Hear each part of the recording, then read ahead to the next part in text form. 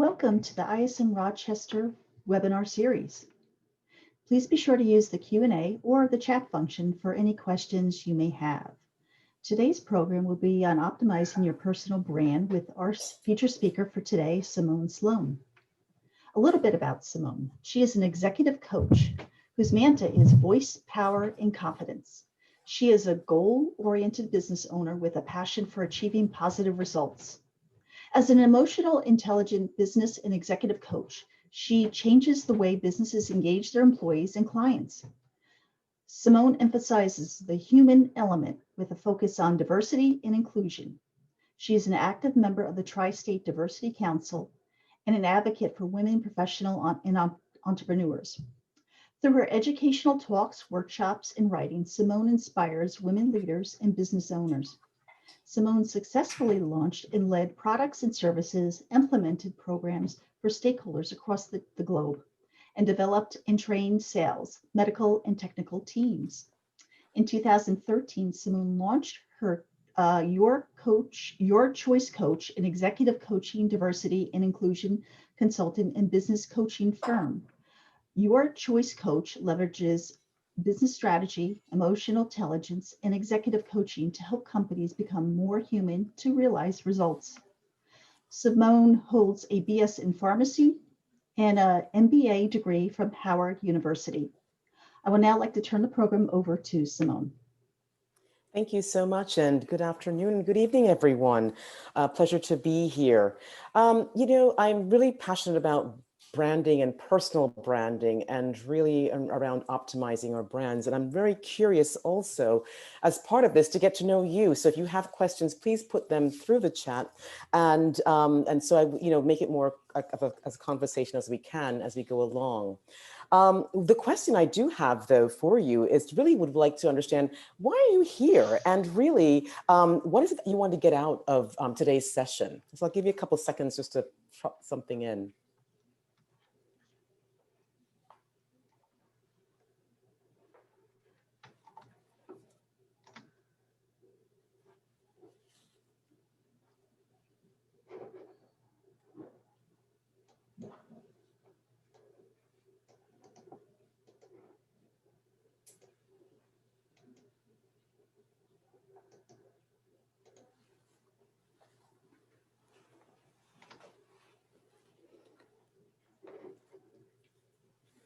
Okay. Not sure. What industry do you represent? I'm always curious. My background is from the pharmaceutical industry, and I always love to hear about other industries that are on the call today.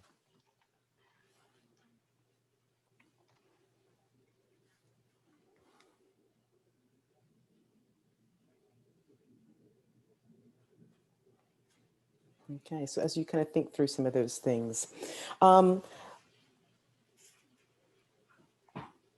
So the lens through which I take personal branding is really from the emotional intelligence lens. And when you think about it, it comes down to really looking at how do we perceive ourselves? And as we're interacting and sharing more of ourselves, how are we being received and perceived by others? In that same vein, it also impacts how we look at it in terms of building our social networks, right, around that, and how we do make our decisions in terms of the approach that we take or strategies that we utilize to amplify our branding. And so within that piece comes a lot of flexibility, adaptability, to enable us to really put our best foot forward, if you would, around your branding. Today, what we're going to talk about really is defining our brand and what does that really mean, identifying our gaps that we might see, have, or not be aware of. And then also, how do we, hate to use the word pivot, but really look at that future state for our branding, because that's always the important piece to consider when we're looking at either optimizing, starting, launching our brand. So let's talk about it. The first thing I'd like to to bring up are some personalities that we may or may not be familiar with, right? Hopefully we know Oprah. And when I think about Oprah, the words that come to my mind are around philanthropy and power.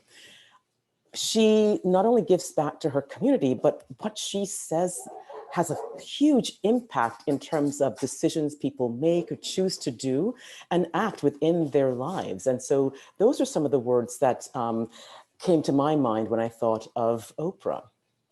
The next personality is Tiger Woods. And yes, he's had his own personal issues, but really when you think about when he first came on the scene in golf, the words that come to power, awesome, power, and disruptor.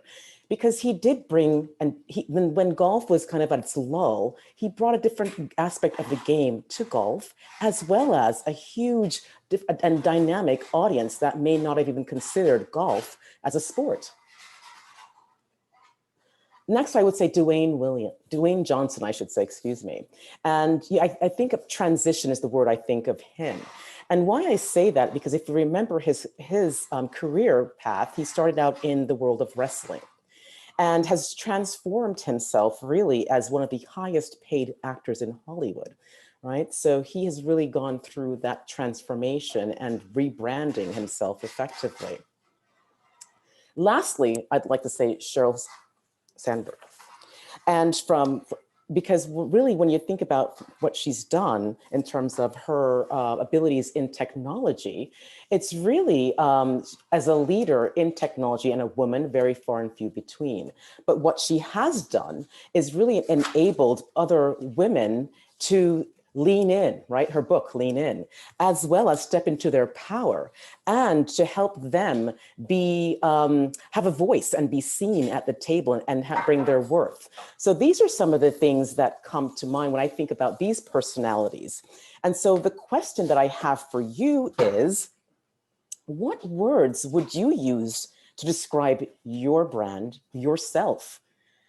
And just take a minute to reflect on that, because I think this is a real key important piece that helps lay the foundation and kind of the framework for which we'll be working through for our journey today. So what words would you use? And Kathy, if there's anything coming through the chat, please share. I'd love to hear what they have to say. All right.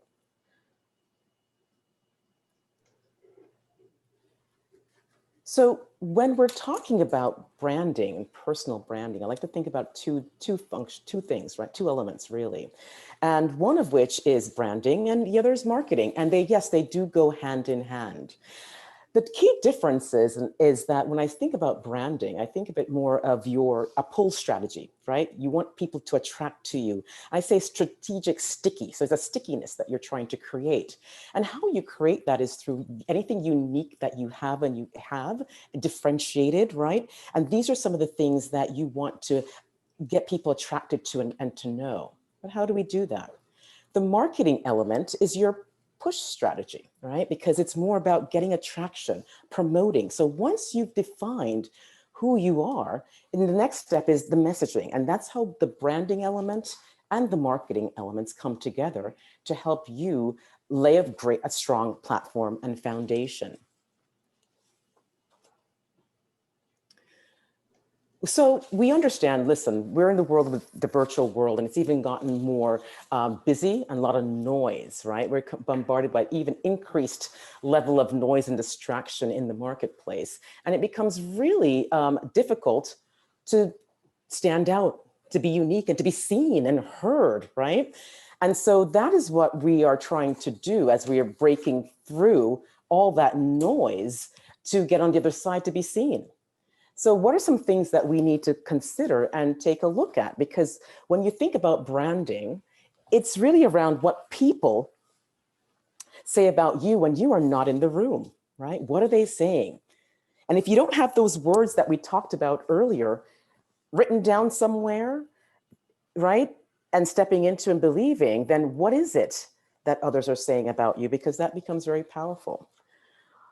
Thinking about also from the perspective of understanding our future state, our current state and gaps. And I love what Seth Godin said, because he said, a brand is a set of expectations, memories, stories, taken together to account for someone making a decision to either have you, right, as opposed to others on their team, to want to choose you to work with.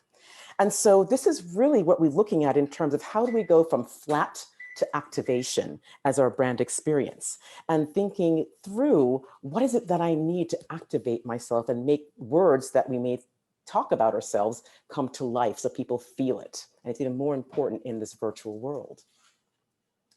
So when we think about our current state, what are we really talking about?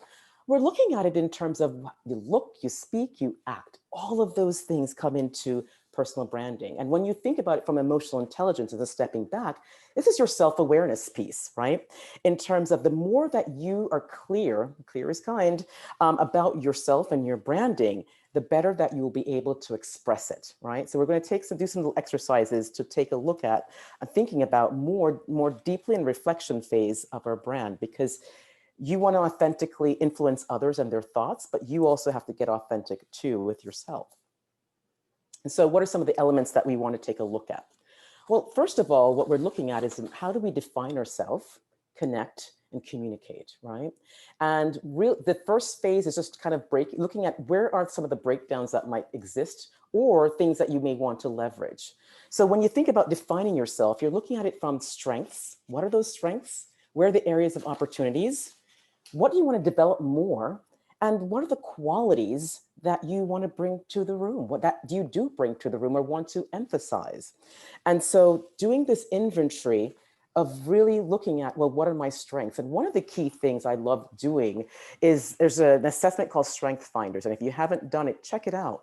Because what it does do, if you're not sure in terms of which strengths may resonate or where you might come high, this help you get clear around some of those things that you may want to leverage more of as part of your branding. Okay.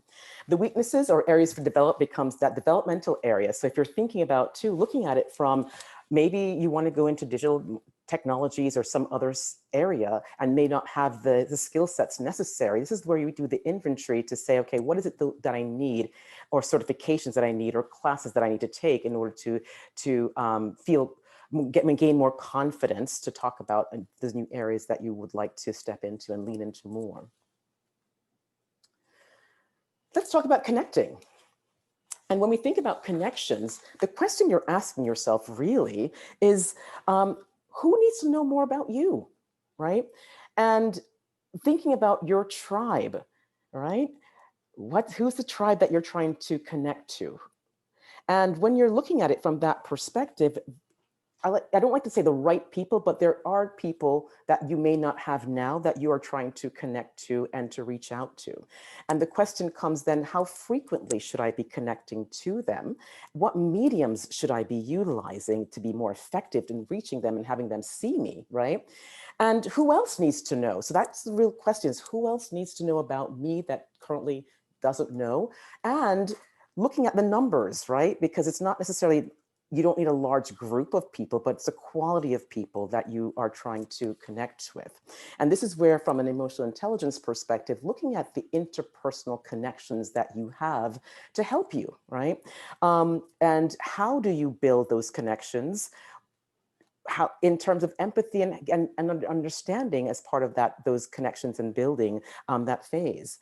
And then what I'd like to also tease out too is when you're looking at it from who needs to know more about you, I like to kind of characterize my groups. Who are my influencers, right? The people who are going to talk about me and sing praises about me, even when I'm not even there. Who will advocate for me, right? In terms of why they want Simone on their team and why you should be in the room to hear her. And then who are my users? Like in terms of who will actually benefit directly from my services. And so looking at it from those types of characteristics and categories helps me understand where I might need to dial up more in my influencer bucket or advocate bucket, or even user base bucket, because the more people actually use you, right, they too then become advocates and influencers. So it's just kind of looking at it from, if you want to think about a pipeline, that's kind of like how I look at my, as I build my tribe out more. Then let's talk about communication. What are you saying, right? And if you are communicating and it's not resonating, then that's where you really want to say, well, they don't get me. But how effective were you in delivering your communications, and how consistent are you in delivering those communications? And all of those things are really important, because it's your message, right? That you only get one try to put that message out there. And if it falls flat, people don't really get you. But if you're saying something that's energizing and interesting, right, more people want to know more and will reach out to you even further. So this is where, again, looking at emotional intelligence in the expressing yourself, how are you being received, right, and perceived, right? And so that's the question that you want to be mindful of as you are formulating your communications, your interactions with others. The type of information that you are sharing is important, because if you are, say, for example, in the logistics phase, and you're doing something unique within that space, you want to talk more about that, right? But if you're trying to branch out into a different area, say, from if you look from even industries, for example, that might have different nuances. It's important to understand, to leverage the strengths of what you're doing, and to show the connections of how you can add value on other sides. So those are some things to kind of think about. Any questions in terms of what we're talking about in the defining phase?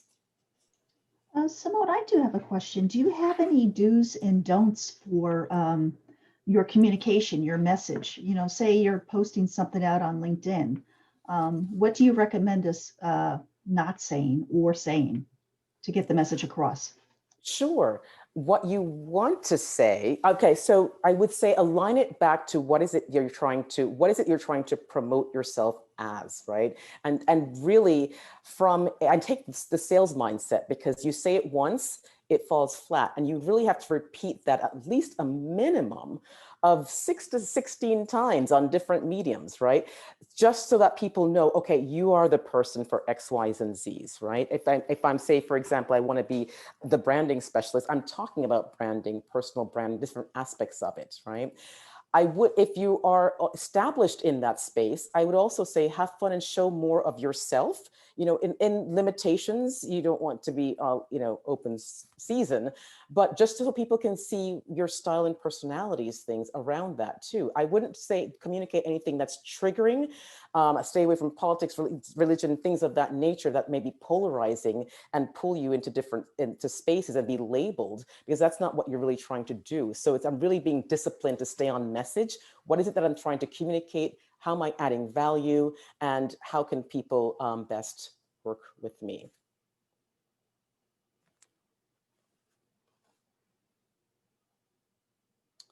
So when we talk about branding, and this is where it's really important too, because you talked about the do's and don'ts. You don't want to be a drive-by branding, right? Where you do something once, it looks nice and pretty for that one moment in time, and then you shelve it. And this is where it's really important that it is a continuous process, because you want to be relevant. And the more consistent you are, that this is a do, you want to build trust, right? And you will gain more trust because you are consistent with the frequency of your communications, your presence, and what you're doing. You're not showing up just to ask people for something, right? But how are you adding value and building the relationship to what it is that you're doing? Because again, consistency builds trust, trust builds the like builds the actions of wanting to go further in the relationship. So that is definitely a do.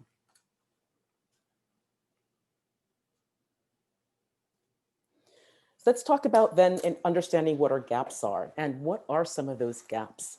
And this is where perception is reality. And it's not your perception, right? Because we all think we're greater than we really are. And sometimes we're not, because the experience people are having with you, it's maybe not that great. But it's important to understand that too, right? By listening and asking for feedback. And some people may go, oh my gosh, I don't want to hear it. But good, bad, or indifferent, it's a great experience for learning, because what you're doing is getting some intel in terms of what is the experience people are having with me. Is it good? Could it be better? Right? What should I continue to do or stop doing, right? Or do differently. So this is where it gets really important around this aspect. And one of the things I like to do periodically is not only with my customers, where I do a survey to understand midway when they're working with me, what can be better, and we have those conversations, but also at the end, right? And when we're doing the offboarding piece of it. And so I can get their feedback of what worked, what didn't work with them, and how I can improve. Looking at it too in terms of colleagues that you're working with and interacting with, and in projects that you do, and asking them, the questions about your performance, and get really specific.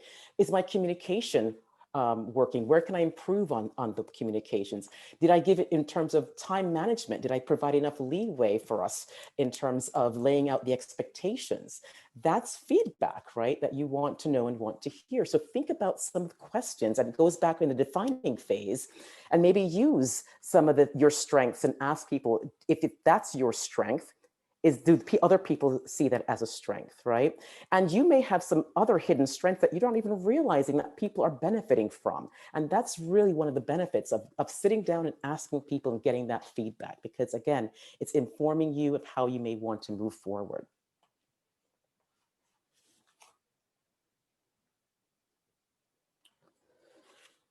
So let's talk about it from the perspective of the future state, right?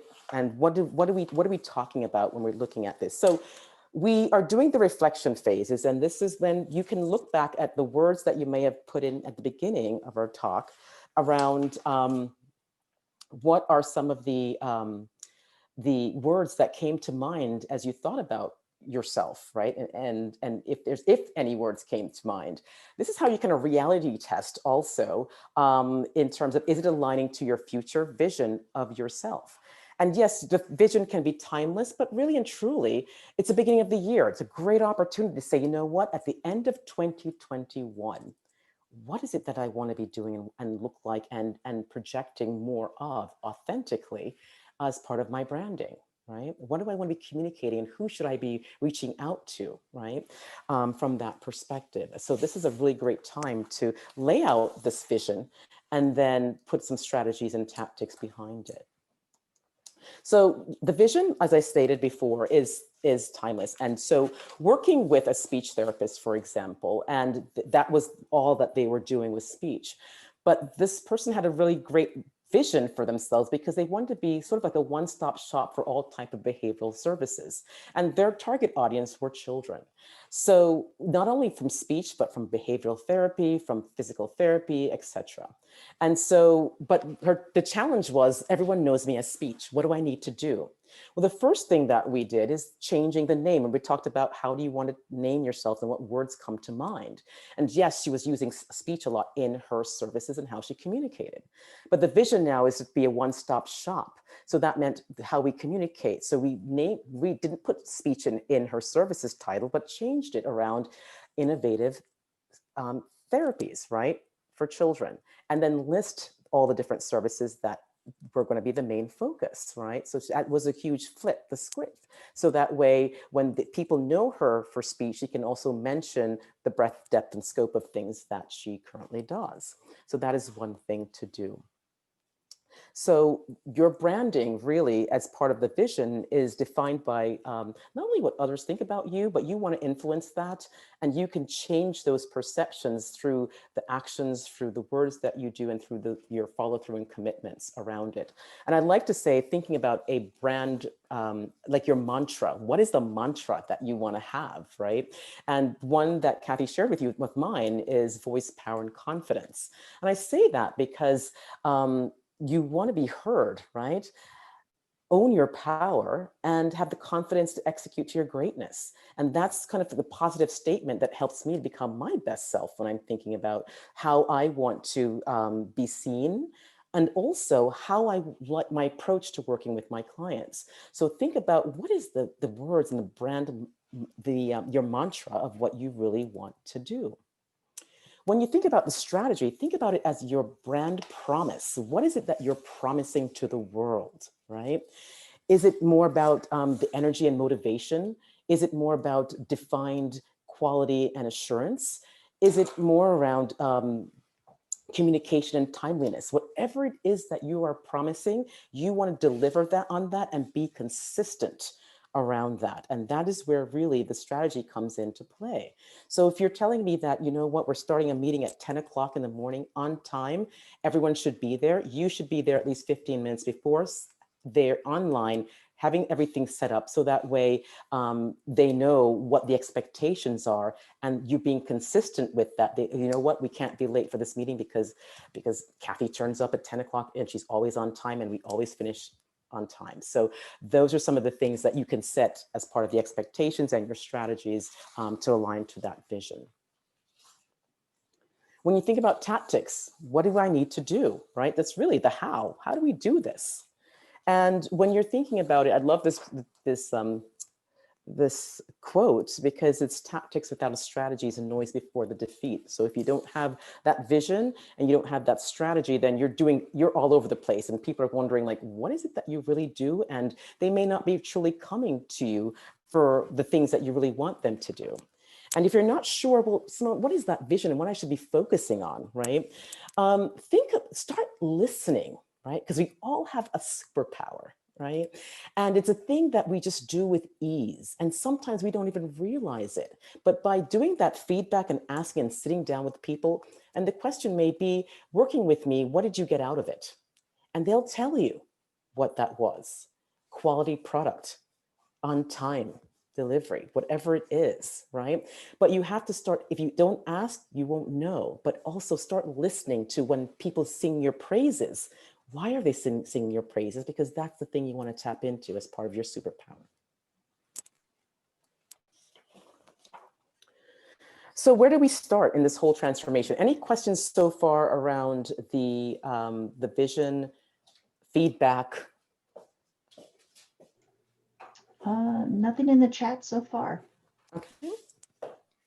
So where do we start in terms of building this brand, and what do we do? And where I'd like to start is really our core, and I say our values, because that's really our foundational element to branding. Why? Your essence is the thing that you do even when you're not even trying, but people notice it, right? It's the qualities that you bring and how you show up. And if you're consistent, the feedback is consistent, right? So you'll know if there's a variant, why. You can figure out maybe what happened on that day and and why, right? And there's sometimes where I do an exercise with the essence, and the responses from the various participants is varied, and you're kind of wondering, well, either you're not showing up as your authentic self, you're not stepping into your values, or people are very confused with who you are and what you're doing. And 9 times out of 10, that's exactly what it is. So, but when I see more consistent feedback, then I see how they're showing up in their authentic selves. And that helps a lot, because then you're more consistent, you're building trust, and people understand you more. But when we're talking about the core, our values, what are they, right? And it really drives our behaviors, our actions, and our results. And if we aren't sure what they are, now's the time to get clear around what it is. And some questions you might want to ask yourself is, what do I always value? What do I never value? Right? And I know it's like, oh, that's difficult to say, because you do have some blurry lines, and you do, but it forces you to take a look at how are you showing up, right, in those values, and which ones are showing up, because we have our values that we state, but then we also have the values in terms of how we actually show up, and how you show up, you're telling people who you are. So one things that I'd like to do is I get clear about my values. And in doing that, really then, how am I operationalizing them, right? For myself, because remember, we're Me Inc. I'm a business, right? And even though you might be working in organizations, you are a business. And if you're not thinking that way, then that's also maybe something that you may want to look at in terms of my vision, maybe thinking more of myself as my own entity and my brand. So within that, then, it's around, how am I defining myself? How do I define these values, right? That's one. So you list them all out, maybe 5, I would choose 5, really 5. Define them. What does that mean for you in terms of behaviors? How do you communicate them and include them as part of your communications and what you do? And then how do you actually utilize those for connections? Because I like to think that being begets being. So like people who tend to have those same sort of values kind of collect together in some really organic way, right? And so understanding who you are, it helps you make those choices and decisions of what type of projects that you want to work with, type of people that you want to work with, right? And really you get clear in terms of ensuring that you are serving yourself from that perspective, as opposed to being a pleaser and a yes person the whole way through. So just getting clear around what is it that you value and are you willing to stick to that, right? As opposed to saying yes, yes, yes, yes, yes, burning yourself out and it doesn't really serve you. So those are your values, foundational elements, values. The next thing is thinking about your value prop. What is it that you really bring to the table, right? And here's some questions that you can ask about that to get you started. Who am I, right? We talked about the values that comes up forth. Who are you? What do I do? And maybe the question is, what do I like to do, right? Where do I get energized? Where am I like excited? And what really drags me down? And that also is another indicator. Why do I do what I do, right? I think about Stephen Sinek and his why, and understanding your purpose for why you're doing what you're doing. Value, what value do I bring, right? And this is where you can get the value questions if you're not sure, just by speaking to people who've interacted with you, engaged with you, worked with you, because they know why they keep coming back to you. And then what are some of the benefits of working with me? And these are some of the outcomes that you bring. Is it efficiency? Is it accuracy? Right? So just thinking about what are some of the benefits of working with you? Is it you're organized and every time we come to have a meeting with you, it's very structured. We know why we're here and we always end with next steps. That's definitely something that you want to be aware of. So your value prop. I did put some examples of what that might look like from a value prop perspective. And some of the things that I included were like mint.com, if you've not used that service, and I'm not endorsing anything by any means, but just a way in which it was very simple and easy to understand. And they say the free, easy way to manage your money online. Think about something that you, from your value prop, that you can actually say you deliver on succinctly. And that's really the purpose of really looking at this from that perspective. And when you answer these questions, it becomes crystal clear. Now, I'm not saying that you want to start out with like, you know, a 5-minute paragraph. That's not what I'm statement. But what I am saying is something that's really succinct that people can get rather quickly. So I would say start out with 2 minutes, because I'm sure we have all had those opportunities where people give you the floor for 2 minutes to talk about yourself. But then also think about it too. If you were to write down, someone says, well, what do you do? You can just put that down in an email really quickly, and then people get and go, oh, okay, great, right? So just a thought.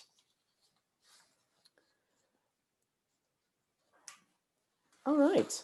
Any questions around, Kathy, anything in the chat that I should be aware of? Nothing yet, but I do have a question. I know Sure. a lot of our attendees are all on LinkedIn as well.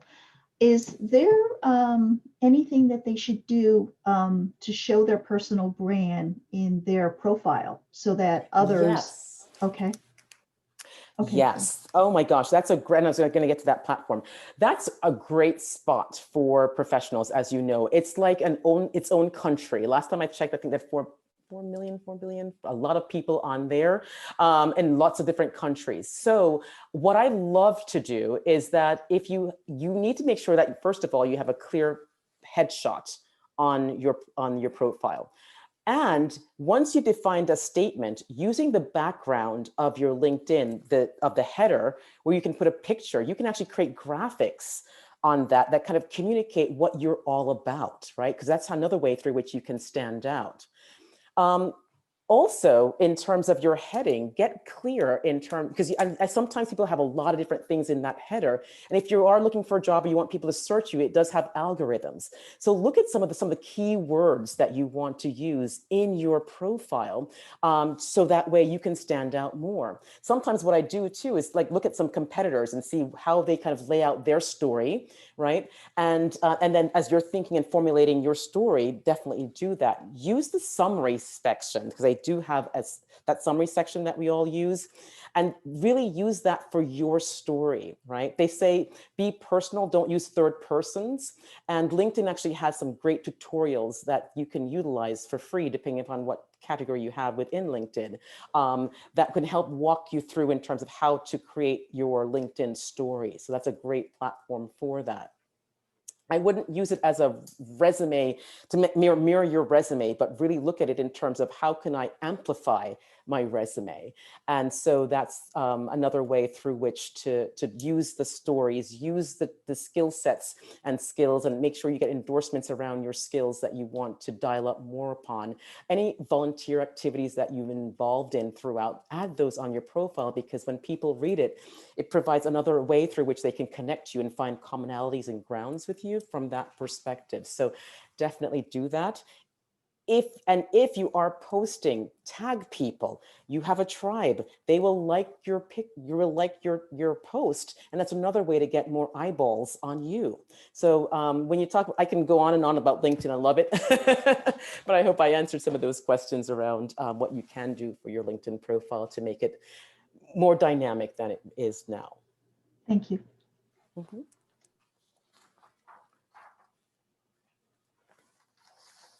Okay. Lastly, I will say in terms of this piece is because I think that your branding and personal branding is all about you and what you bring to the table. So integrity is everything. And I look at it from our thoughts, our actions, right, and our communication. Make sure everything that you're doing is aligned. Because if it's not, like again, if you're inconsistent, people don't know what you really stand for, who you really are, and should I really engage with you, right? And that's really the questions, especially today, that are going through the minds of everyone who's engaging with others.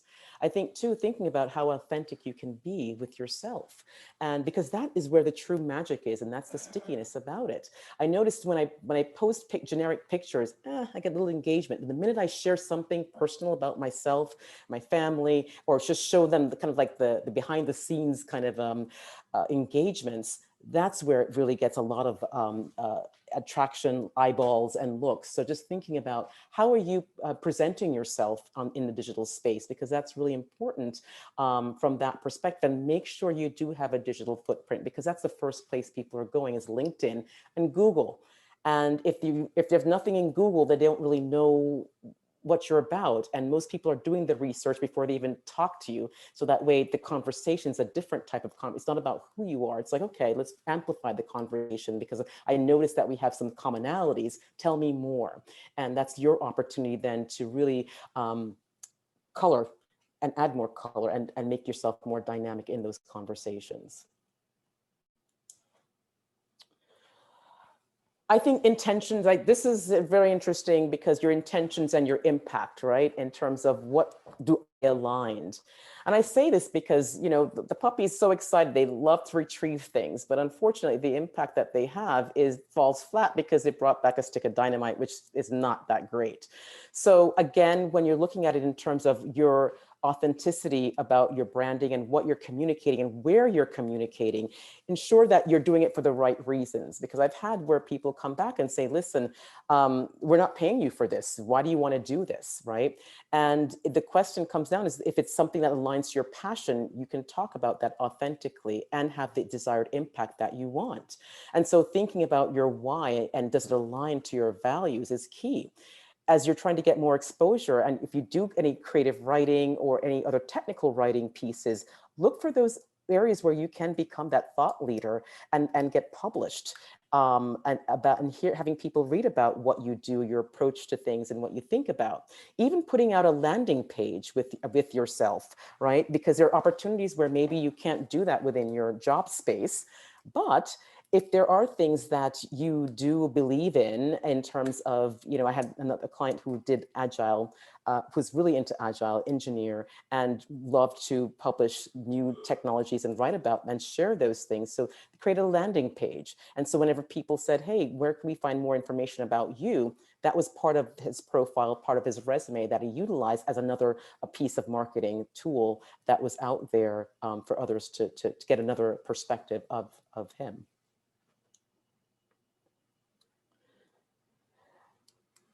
Example of intentions and impact. And I use Nike a lot because I think that, as you know, with Nike, they're very big on sports, but the communication alignment is really what I wanted to bring here. If you've ever dreamt of playing for millions around the world, now is your chance. Play inside and play for the world. So they really dial up the message about who they are around sports and in their communications. It's really around what you do, ensure that you're very aligned in that communication and it is consistent with your brand. Lastly, I leave you with this image.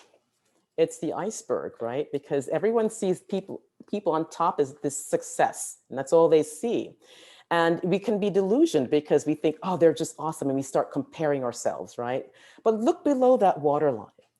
And what do people, things that they don't see, the dedication, our goals, our hard work, our habits, maybe some disappointments, sacrifices that are made, some failures that we get, and our perseverance and persistence, right?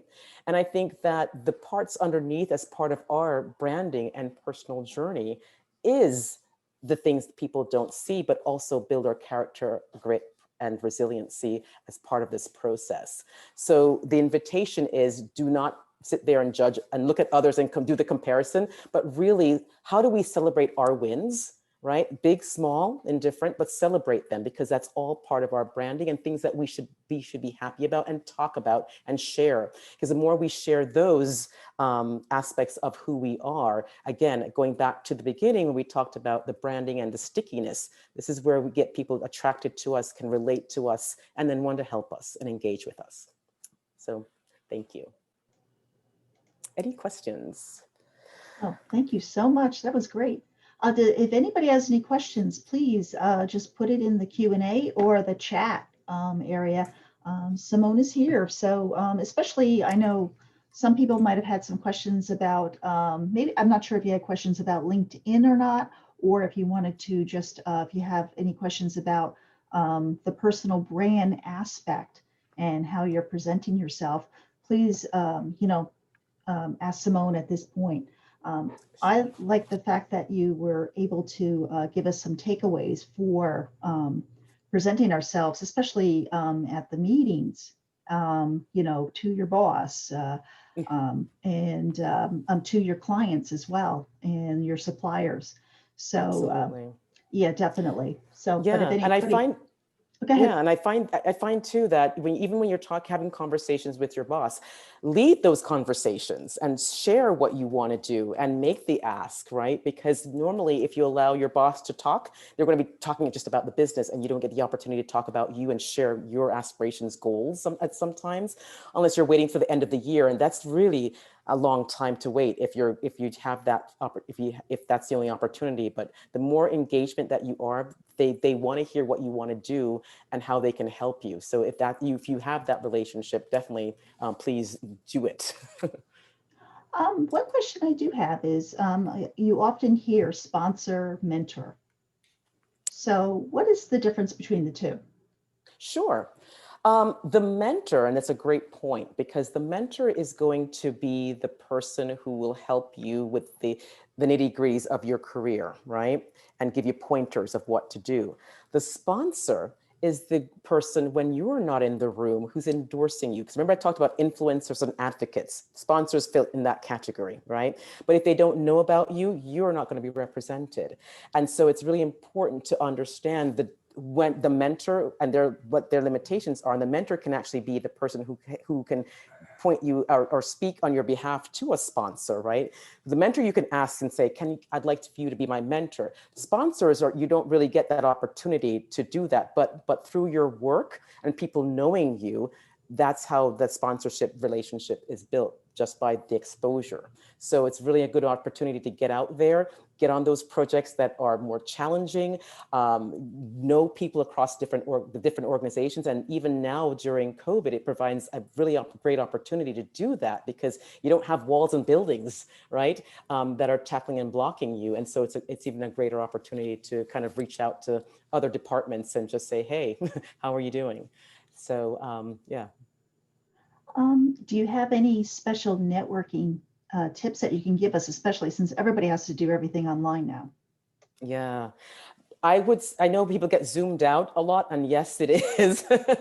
But make a goal in terms of the people that you want to connect to, right? And even if you may not know them directly, reach out because during this time, people want to connect, and it's really interesting, the dynamics, and they're not caught up about geographies or functionalities or anything like that. They're like, hey, thanks for reaching out. So look through your network and look at people that you may not have connected to recently, and just, this is a great time to just reach out and do that. Don't ask for things. This is not I wouldn't say that first interaction is an ask, but it's an interaction to reestablish that relationship, build rapport, and then throughout that as you're building more of the consistency, being able to make an ask and sharing people what you want to do. And it's a two-way relationship because provide value, right? And people remember you more when you can provide value. Yeah, another thing I heard recently is there's so much emailing. People are now telling you, pick up the phone. We want to hear your voice. Yep. Yeah. Yeah. Yeah. Okay. Yeah. I give people options in terms of communicating, right? And I say, if you want Teams, Zoom, phone, how do you want to do this? Slack. Definitely. That's the new one. So, That's yeah. the brand new one I just heard. Actually, we have another question from Lonnie. What differentialities this and the proverbial 30-second elevator speech? I'm sorry, what the question is? What are the differences this in between the proverbial 30-second elevator speech? I think that's what Lonnie was saying. Okay, yeah. Your elevator speech is your value prop, but it's synthesized down, right? So that way it's really clear and people understand what is it that you do, what do you offer, why are you different. And if you give, most times, especially if you're networking and people go, well, I'm so-and-so and I work for this company. Start out with something unique and dynamic, right? That kind of gets people's attention, that's different. Because then they'll be like, oh, and start asking you questions. So your value prop is that 30-second speech kind of synthesized down, if you will. Oh, thank you very much. But you have to get clear with it first. Mm-hmm. Okay, if there's any other questions, please, put it in the chat. Otherwise, I will close out the session for today. I want to give a huge thank you to Simone for coming to the Rochester chapter meeting and actually doing this presentation for us. And we are recording this program, so as soon as we actually post all the recordings to the YouTube page that we just developed, we will actually send the recording out to everybody. But I want to thank everybody for joining us today, and to Simone for presenting this program. Have a wonderful evening, everybody. Thanks for having me. Thank you. Bye-bye. Thanks. Bye-bye.